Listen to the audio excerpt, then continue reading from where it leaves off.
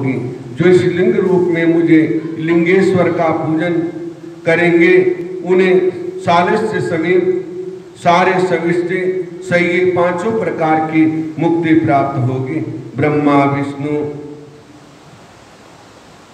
के युद्ध में जितनी सेना मारी गई वे सब शिव जी के अमृत वर्षा जीवन दान प्रदान किया और उन दोनों के परस्पर शत्रुओं को भी यह कहकर समाप्त कर दिया कि मेरे सकल और निष्फल दो स्वरूप हैं।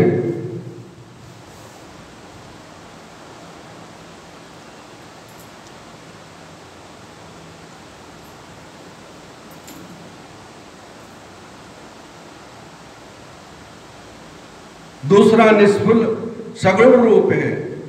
बड़ा आश्चर्य है कि तुम लोगों ने अज्ञानवश अपने को ईश्वर मान लिया था। उसे नष्ट करने के लिए मैं युद्ध भूमि में आया था। अब तुम अहंकार त्याग कर मेरी आराधना करो। मैं ही पार ब्रह्म और मेरी ही सब कलाएं हैं। निष्फल रूप से सृष्टि गोचर हो रही हैं।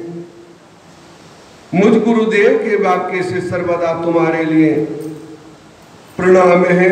ये मैंने तुम्हारी प्रीति देखकर ही कहा है।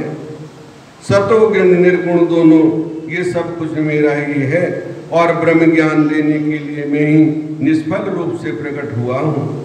मेरा ये निष्फल ही तुम्हें ब्रह्म का ज्ञान कराएगा, जिससे कि मेरा आत्मिक संबंध है। लिंग रूप की जहाँ कोई स्थापना करता है वहाँ आगे पृष्ठ रूप से रहता हूँ। लिंग के अभाव में वेद सहित स्थापना भी मेरा ही क्षेत्र नहीं रहता। ब्रह्मा और विष्णु बोले, प्रभु अब आप सर्वज्ञ पंच कृति का लक्षण हमें कृपा कर सुनाइए। शिव जी बोले कि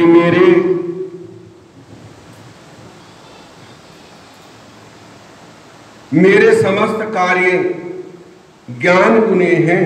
तत्व हे पुत्रों सुनो, एक सृष्टि, दो स्थिति, तीन संहार, तिरोभाव, अनुग्रह, ये मेरे 5 कृत्य इस संसार में नित्य सिद्ध हैं।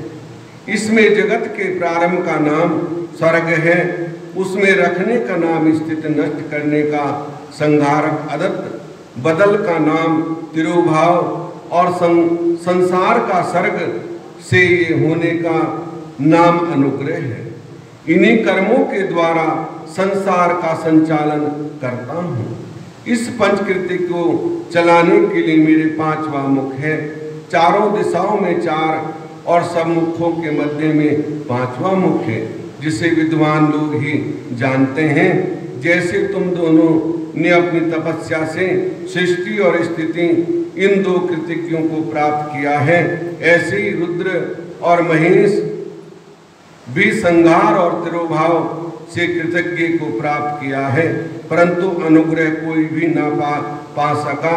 दीर्घ आयु होने के कारण तुम दोनों कर्मों को भूल गए, परंतु रुद्र और महेश नहीं भूले। तब तुम्हारे भूलने के कारण सृष्टि की स्थिति के लिए रूप वेश कृतिज्ञ वाहन आयुध सबको मुझे संग्रहण करना पड़ा, क्योंकि तुम में मूर्ता आ गई। महेश ने दान तथा रूप दोनों का संरक्षण किया। अब यदि तुम चाहते हो तो अब मेरे ओंकार नाम का मंत्र का जपो, जिससे तुम्हें अभिमान पैदा ना हो। नंदीश्वर कहते हैं, उमा सही शिव जी ने उत्तर की ओर मुख करके ब्रह्मा और विष्णु को मंत्र उपदेश दिया। तब ब्रह्मा और विष्णु ने सदाशिव महादेव जी से हाथ जोड़ कहा कि सर्वेश्वर आपको नमस्कार है। संसार के रचयिता ये 5 मुख वाले हम आपको बारंबार प्रणाम करते हैं। जब इस प्रकार स्तुति कर दोनों ने गुरुदेव शिव को नमस्कार किया, तब महादेव जी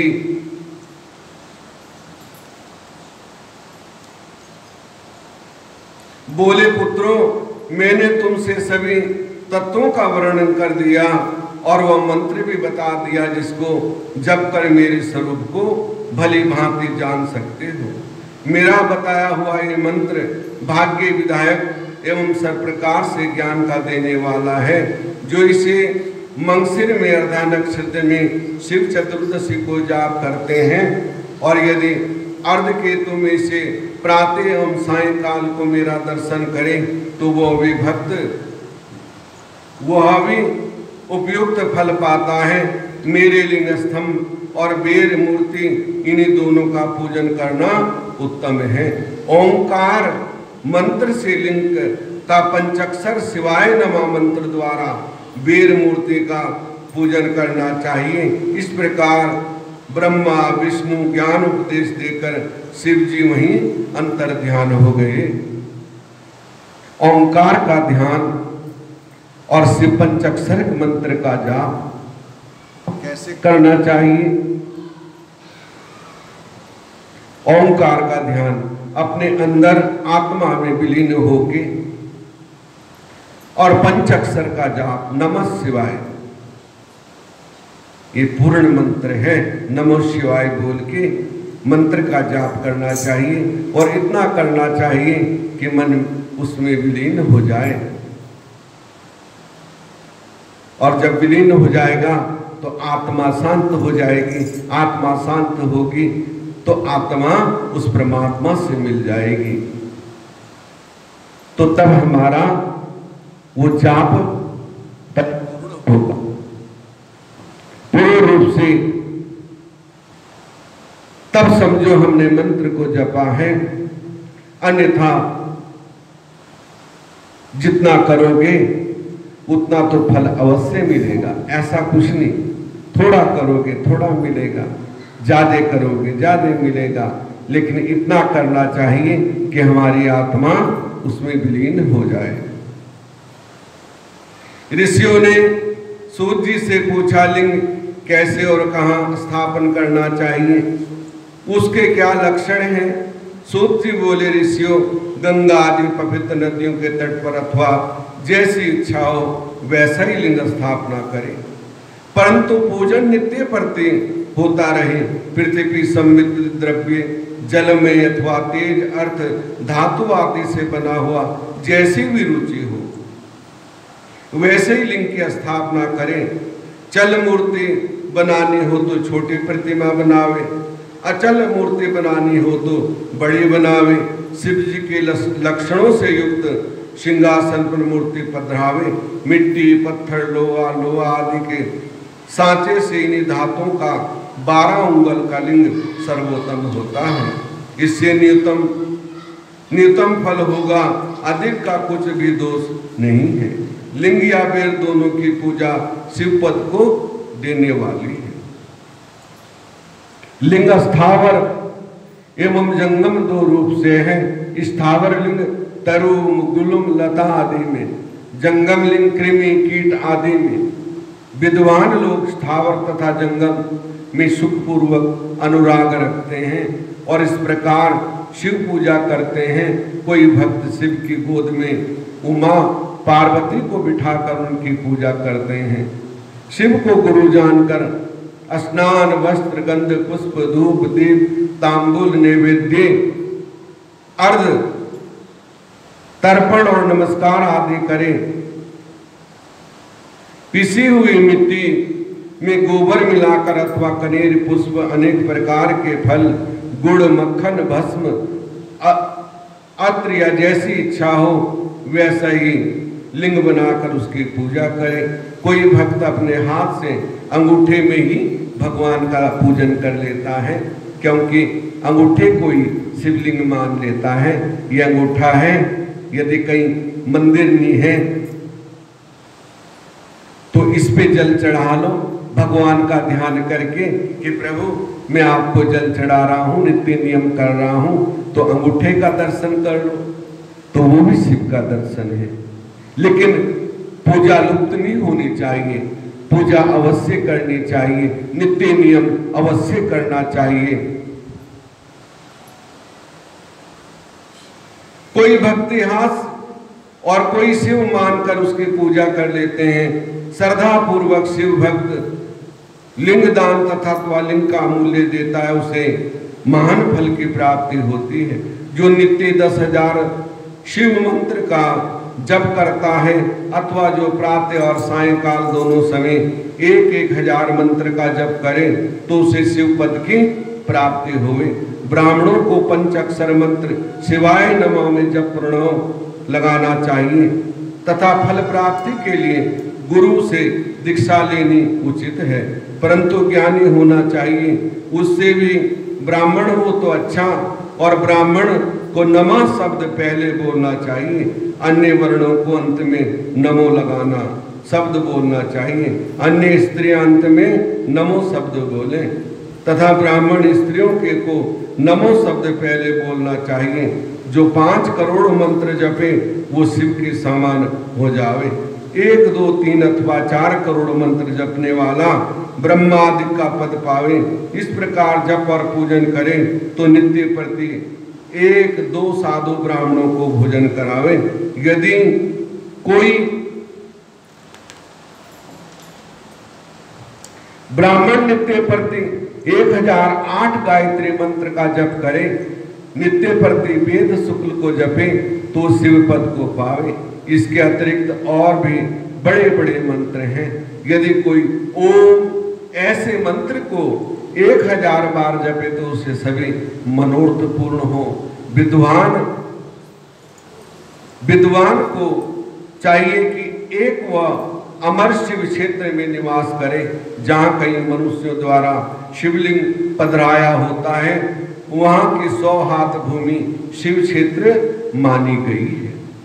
वहाँ जो पुण्य ऋषियों के लिए पधराया हो, वहाँ पर 1000 हाथ भूमि तक शिव क्षेत्र तथा जो लिंग शंभु प्रकट स्वयं प्रकट हुआ होता है, वहाँ कवियों का कथन है कि वो पुण्य क्षेत्र में कुआ, बावली, तालाब, तलाई आदि का होना आवश्यक है।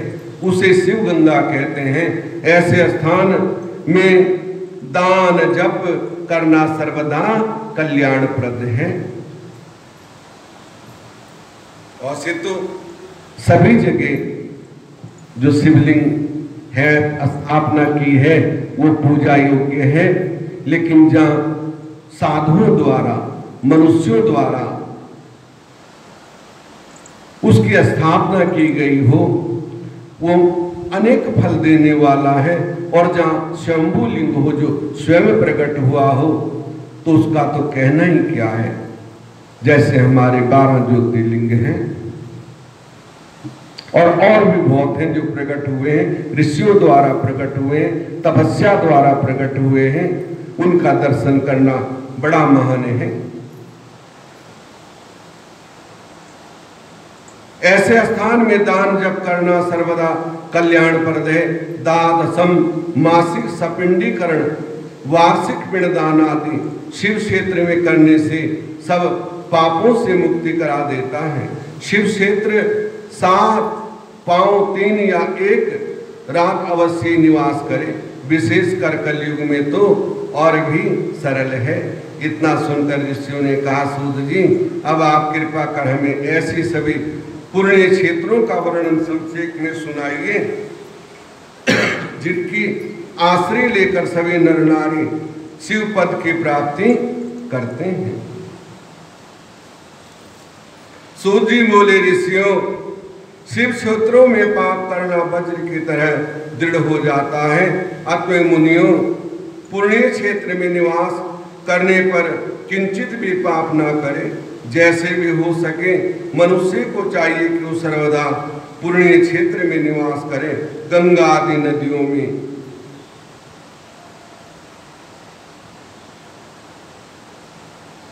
दर्शन करो।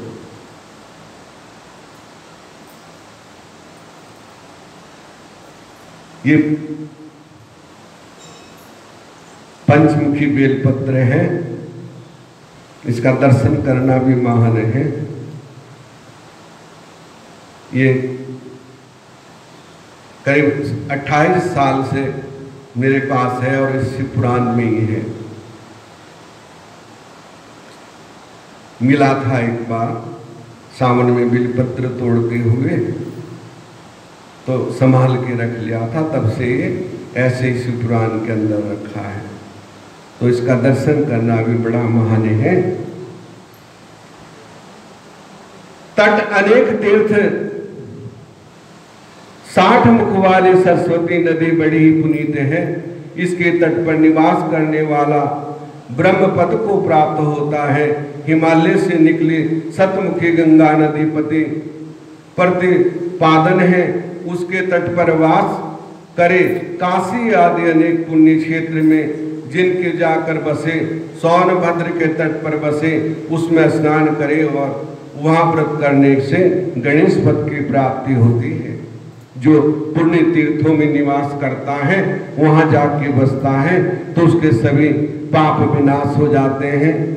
लेकिन ध्यान रखना कि वहां पे यदि थोड़ा सा भी किंचित भी पाप कर दिया तो सारे पुण्य क्षीण हो जाते हैं। तो ऐसी जगह ज्यादा नहीं तो 1 रात जरूर रुकना चाहिए, और 1 मास रुके तो उसका पुण्य का कहना ही क्या है। पवित्र नदियों में 24 मुख वाली वैष्णव नदी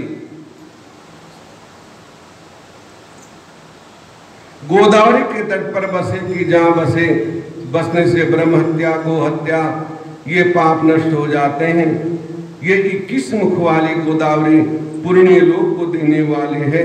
उनके अतिरिक्त मुख कृष्णा, बेनी, विष्णु लोक दायिनी, तुंगभद्रा ब्रह्म लोक दायिनी, स्वर्णमुखी नदी 9 मुख वाली और ब्रह्मलोक से प्राणियों को अपने तट पर जन्म देती है। सरस्वती, पंपा, कन्या, श्वेती नदी, महापुण्य कावेरी जिसके 27 मुख हैं, सभी पुण्यदायक, सुभद्र, स्वर्णदायिनी, ये पुण्य क्षेत्र शिव लोकदायक, अभिष्ट फलदायक हैं। इन्हीं सब नदियों और क्षेत्रों में स्नान का अपना अपना पर्व है। इन पर्वों में मूर्तों में जो इन नदियों में स्नान करता है उसे उनके महात्म के अनुसार उत्तम उत्तम फलों की प्राप्ति होती है। यदि समाचार, सद्विश्वास, सद्भावना बुद्धिवान पुरुष इन नदियों के तट पर निवास करता है, उसे अनेकों प्रकार की रिद्धि सिद्धि प्राप्त होती है। किंतु ऐसे क्षेत्र, पुण्य क्षेत्रों में थोड़ा सा भी किया पाप मनुष्य के बड़े बड़े पुण्य का नाश कर देता है। जब तक उनमें उतने ही समय तक के लिए प्रायश्चित करें तब वो अक्षय होता है, क्योंकि पुण्य ऐसे ऐश्वर्य का देने वाला है। काय के वाचिक पाप शीघ्र नष्ट हो जाते हैं, परंतु मानसिक पाप वज्र लेपन के समान होता है, जो कल्प कल्प तक नहीं छूटता, केवल ध्यान से छूटता है। जो मानसिक पाप है, काया का पाप तो स्नान करने से छूट जाता है, वाणी का पाप बोलने से छूट जाता है, जो मन का पाप है वो वज्र के समान है। वो कब छूटता है? जब हम प्रभु का ध्यान करते हैं, उसका ध्यान करते हैं, उसके ध्यान में निर्मग्न हो जाते हैं। तो इसलिए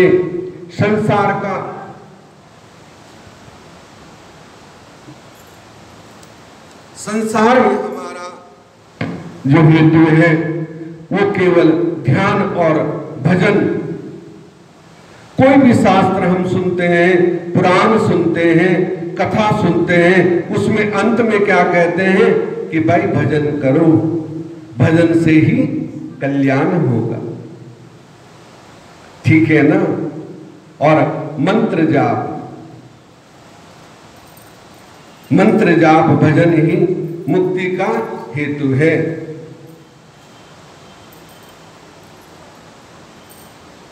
बिलाम रत गया आलसी सो रहा बन अभागा, साथी सारे जगे तू न जागा, साथी सारे जगे तू न जागा। बेला अमृत गया आलसी सो रहा बन अभागा, साथी सारे जगे तू साथी सारे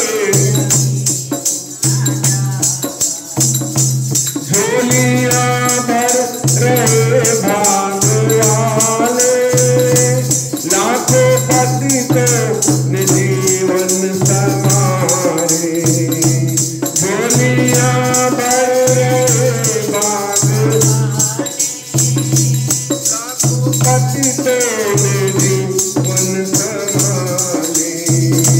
रंग राजा बने प्रभु रस में बने, रंग राजा बने प्रभु रस में बने, कष्ट भागा साथी सारे जगे।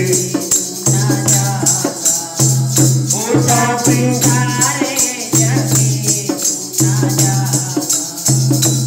बेला अमृत गया तो रावण अभागा।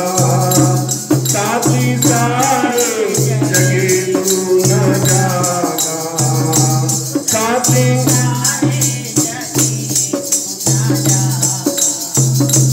प्रभु कृपा से दर्शन ये पाया, प्रभु कृपा से दर्शन जीवन के यों गवाया, आने जीवन के यों गवाया। उल्टी हो गई मती कर ली अपनी अक्ति, उल्टी हो गई मती कर ली अपनी अक्ति। चोला प्याला साथी सारे जगी साथी सारे जगे तू न जागा। बेला अमृत गया तो रावण अभागा। साथी सारे जगे तू न जागा। साथी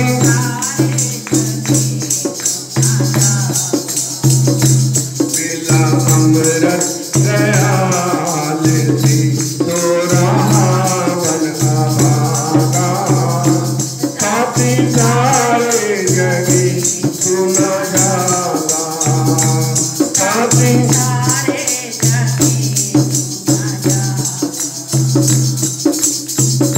स्वामी के अनमोल गीता, स्वामी के अनमोल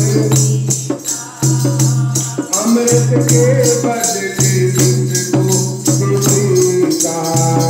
सांस के अनमोल गीता, अमृत के बदले तुझको दूंगा।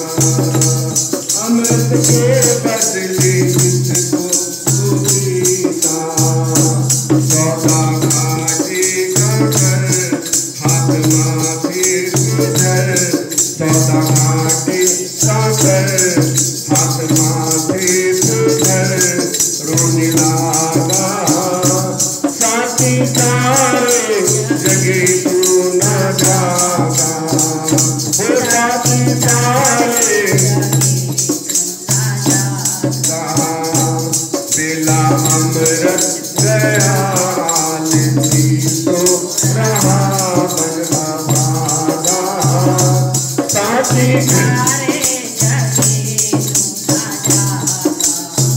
ओ साथी सारे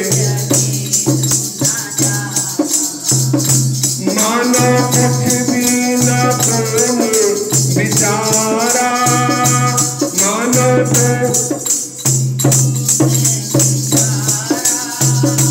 मानो कुछ भी न करूं बिचारा।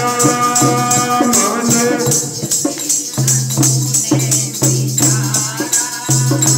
सिर से ऋषियों तरण न उतारा, सिर से ऋषियों का हंस का गुण न लिया, गंदला पानी पिया। हंस का गुण न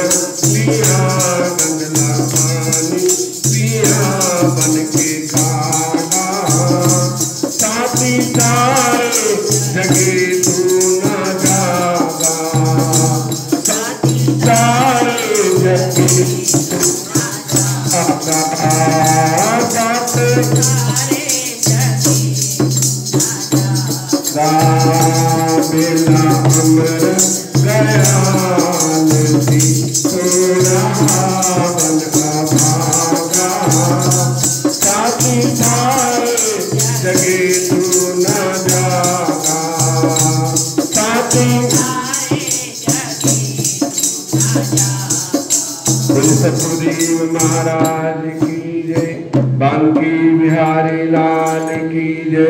जय जय श्री राधे, जय जय श्री राधे। आज की कथा नाम महिमा की थी कि नाम का जप कैसे करना है। तो सभी माताओं को मैं बार बार सुनाता हूं कि नाम का सुमिरन किया करो और प्रभु का भजन किया करो तो जीवन में कल्याण होगा। तो नाम की महिमा ही सर्वोत्तम है। शिव जी ने कैसे ब्रह्मा विष्णु का जी का मानवर्धन किया और कैसे उन्होंने उनको ज्ञान दिया कि जो सृष्टि का स्वरूप है वो ज्योति है और शिव ही ज्योति स्वरूप है।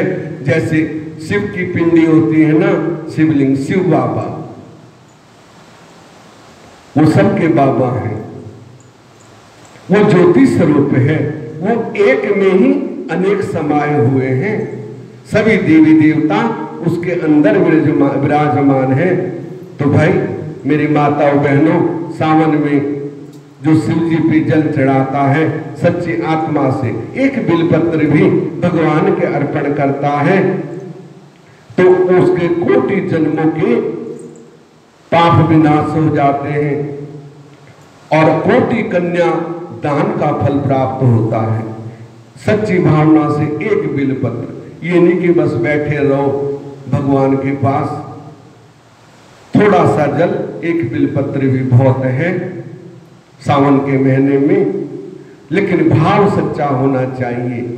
तो भाव से ये करता है और ओम नमः शिवाय का जाप करे और प्रणव का ध्यान करे, अपने मन में नाम का जाप करे तो वह सही मुक्ति को अवश्य प्राप्त करता है। प्रभु के चरणों में अवश्य उसे स्थान मिलता है। बोल शंकर भगवान की। हर हर महादेव शंभो, काशी विश्वनाथ गंगे। हर हर महादेव शंभो, काशी विश्वनाथ गंगे, काशी अमरनाथ गंगे। हर हर महादेव शंभो, काशी विश्वनाथ गंगे। हर हर महादेव शंभो, काशी विश्वनाथ गंगे, काशी अमरनाथ गंगे। हर हर महादेव शंभो, काशी विश्वनाथ गंगे। हर हर महादेव शंभो, काशी। बोले शंकर भगवान की जय। सभी माताओं से प्रार्थना है जितनी भी आती हैं, और बड़ा आपका सौभाग्य है और हमारा भी सौभाग्य है कि आज 28-29 साल जो है कथा करते हो गए हैं। 29 साल सावन में हर साल। और प्रभु आपको भी खूब दीर्घायु करे और कथा में जो आती है बड़े ध्यान से जो है प्रभु का नाम जपना है, प्रभु की नाम की महिमा को गाना है। बोले शंकर भगवान की।